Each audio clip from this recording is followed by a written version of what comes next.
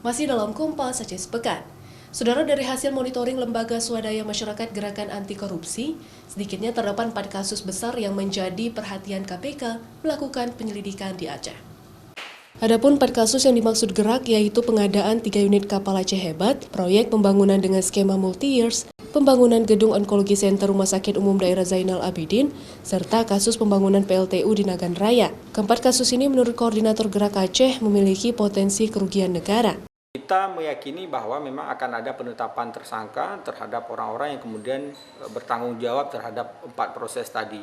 Dan dari hasil penyelidikan yang dilakukan KPK tentu mengarah pada dugaan sementara kalau menurut kita dari penggalian yang dilakukan itu pasti ujungnya adalah soal terkait dengan praktek suap dan gratifikasi sebenarnya.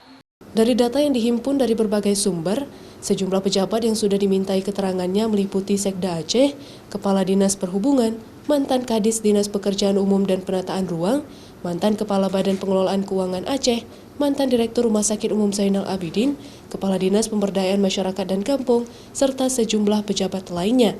Sedikitnya ada 17 orang yang telah menjalani pemeriksaan oleh tim penyidik KPK. Syahril, Kompas TV, Banda Aceh.